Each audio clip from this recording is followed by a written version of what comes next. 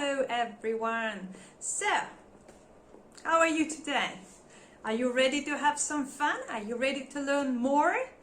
We have a very interesting topic today, and this topic is the meaning of life. Yay! What do we all live for? Is there something more important than money, fame, success? Maybe something even more important than life itself, than survival? What do we live for? What should we know? How should we live in order to say, my life was not in vain and my death was not in vain either? So I achieved something very important in my life. I did something important. So there was a reason for me to live and to die. So what do we all live for? Actually, it seems to be a very complicated question, so to make it slightly easier, I'm gonna paraphrase it. I'm gonna say, what are we all humans for? What are we all for? What do we exist for? And you might be surprised, but it's very similar to answering a question, for instance, about this cup. What does this cup exist for? What is it for? Seriously, can you answer this question? Well, of course you can. You can say, well, it's a cup, with lovely characters, and I can drink water, I can drink hot chocolate out of it, I enjoy this lovely picture, so probably it's gonna be good for kids. The answer seems to be very straightforward and very easy, but actually it's not. It's not that straightforward.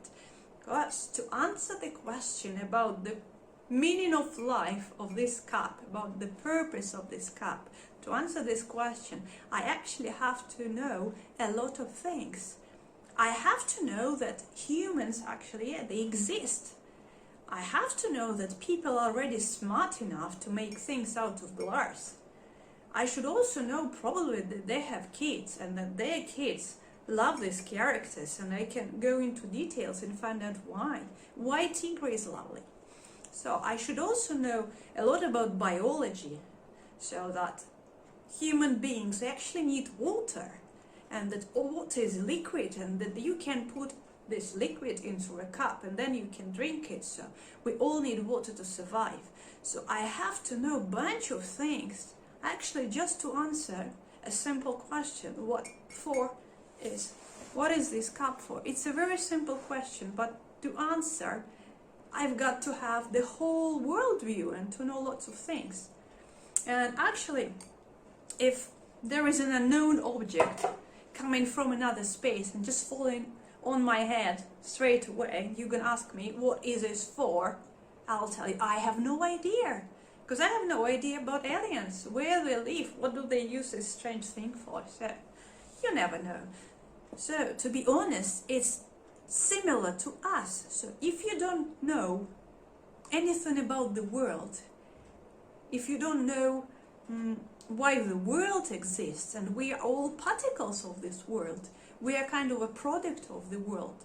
So if you don't know anything about the world, you have no worldview, then obviously you cannot answer the question, what are we all for? So the meaning of our life actually directly depends on the world, because we are a part of this world. So if you think about different philosophical teachings and religions, they all describe the worldview first, and then they explain why in this worldview we have people. What's the purpose of creating or getting human beings? Well, what's the purpose at all? Maybe it's enough to have hedgehogs and cats. So let's talk about the worldview first, and then when we understand how the world works, we can also understand what for do we exist in this world as part of this world. So if you think about different worldviews, then you will see that also depending on the worldviews, people answer the question about human lives. So if you if people believe in mighty God, then obviously he was the one who thought about the world. He created the world and then he created people. So there was a reason why he actually did it. So to understand our purpose, we should understand his reasons, his ideas. If there are some people who do not believe in God, or who probably think that everything comes out of chaos and that chaos has no meaning and all parts of this chaos have no meaning, then obviously we also have no meaning as a particle of this chaos. So as you see, it all depends. So it's up to you which worldview you actually choose, and then through this worldview you can look at humans and understand why they exist.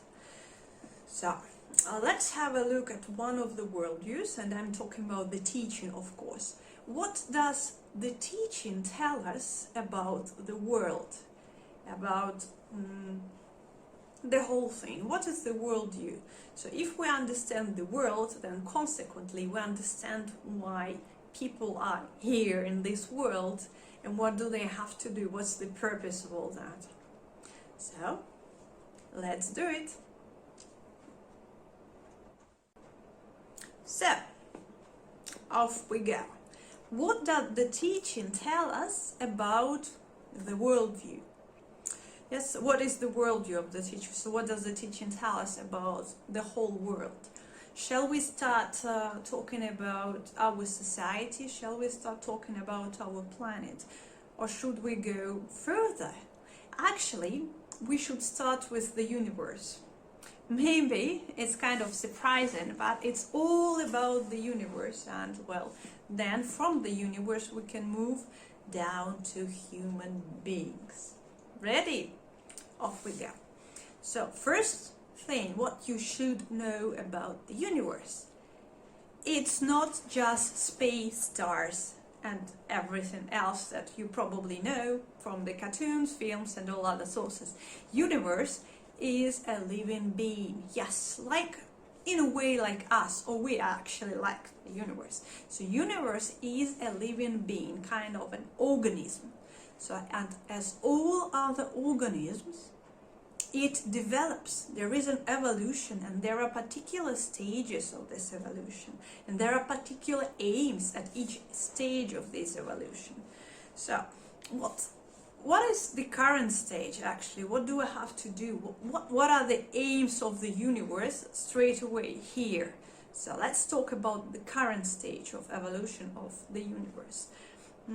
One thing I should point out, so when I talk about the universe as a living being, I will call it the creator.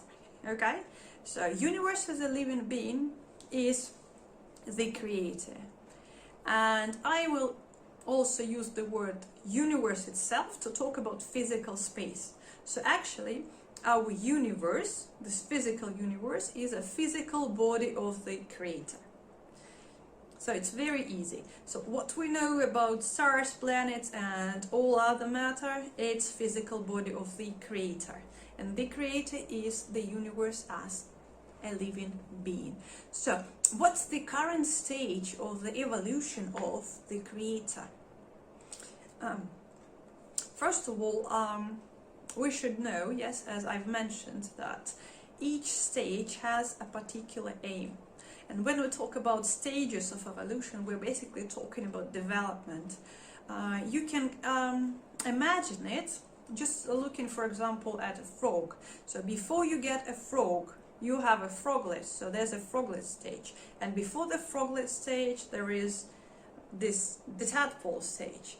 So first you get a tadpole, then you get a froglet, and only then you get a frog.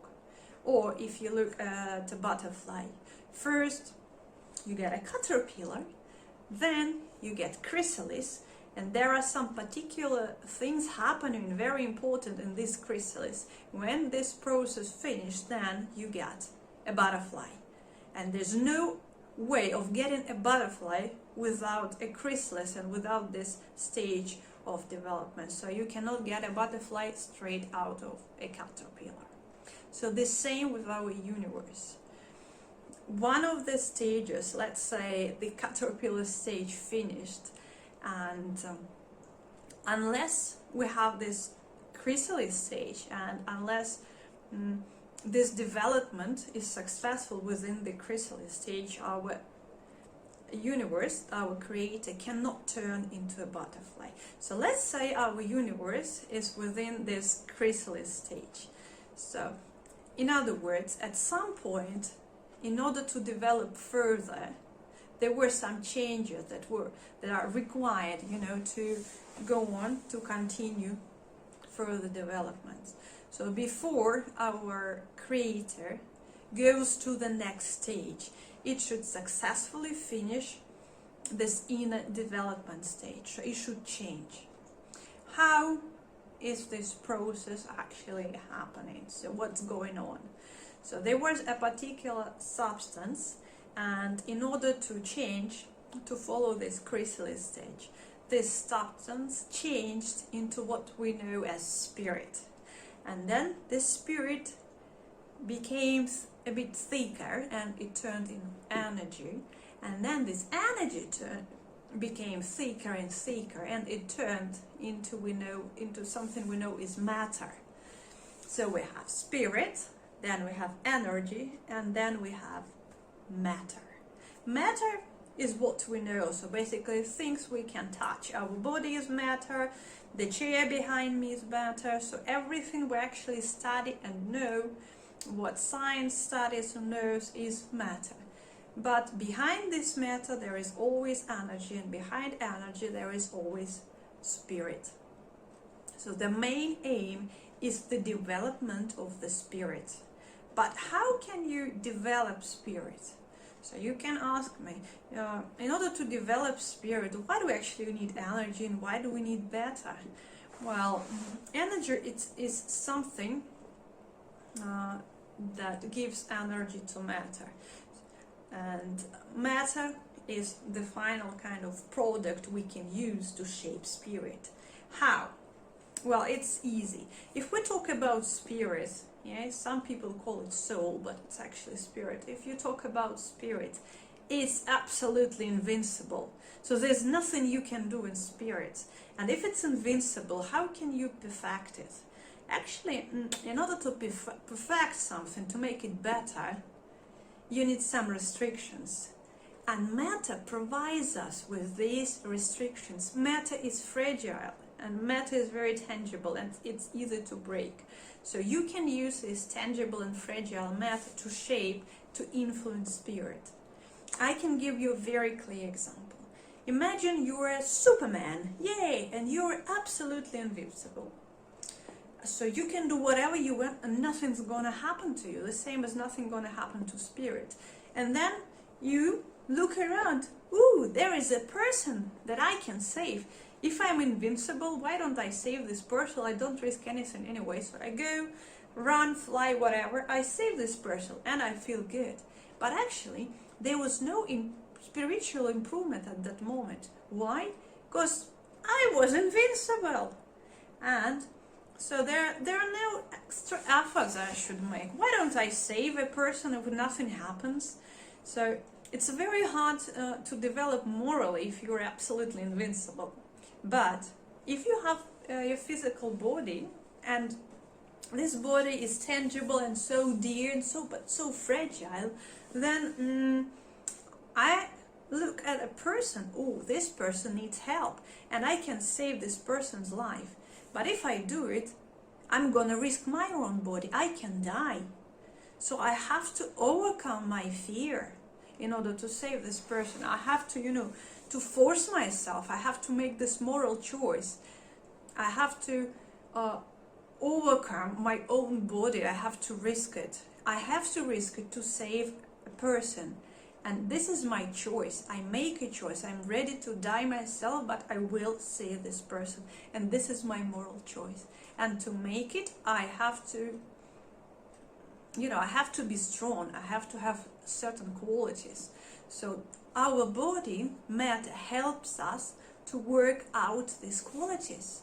So you kind of have this particle of spirit which is within our body, but as our body is fragile and it's very dear to us and we all value our lives, so this is how we can develop our spirit. This is how we can make moral choices. This is how we can overcome myself, all due to matter, all due to body. So this is how it goes. When we talk about spiritual development, well, I think you would agree with me that it's about developing some positive qualities, yes. So if you're ready to risk your life, if you're brave, if you're honest, if you nurture these qualities in you, this is how your spirit becomes better. And there is also one important moment when we say about vices and virtues. Actually, vices is not something, so to say, tangible by itself. Vices, they are just the absence of virtues. So if I'm not brave, and if I don't have this quality, if I'm not kind, if I'm not brave, if I'm not ready to save someone's life, then what's left? If I don't have courage, then I become a coward. So a coward is just a person who lacks a bit of courage. And if I'm cruel, it means I lack kindness. So actually courage and kindness, these are the qualities of the spirit. And what we call negative qualities are it's just the absence of positive qualities. So whatever we do, we become better and better and better. Because this is the main mechanism of developing spirit, of developing our universe. By becoming better, we help our universe to develop, to finish this chrysalis stage of evolution and to turn into a butterfly, to go further. Actually, each person through this moral development supports the life of the universe and all other living creatures. Because if the universe doesn't complete this stage of chrysalis on time, and it's not gonna develop further, it's just gonna die. And if the universe dies, if the creator dies, we all die, because it's our world, it's where we live. So by becoming better, we make our lives better, and we make the lives of other people better, and we make the lives of all living beings in our universe within the creator better. And we give them life, we give them future. And this is the meaning of our lives, to support life in the universe, to guarantee this, our moral choices, our spiritual development guarantees that the whole universe will live. And what's more, the more developed you are, the higher your spirit is, it brings you actually happiness, it brings you joy, and it brings you all kind of moral rewards, which are very, very pleasant, which are the best rewards a person can get. So if we talk about people, there are no people which can be considered as unimportant. This person is not important, I can live without him, go away. No, it doesn't work. This person is a part of our universe. He is a part of a particle of the spirit of the creator. We are all one living being. So every single person is important. Every single person is an important and a very important part of this spiritual development, of this improvement stage. And we need each and every person to improve, to save the universe, to give it life. So that's the meaning of life, of each of us and all of us at the same time. So enjoy, because it's the best process you have, and it's very nice. Enjoy and have a nice day.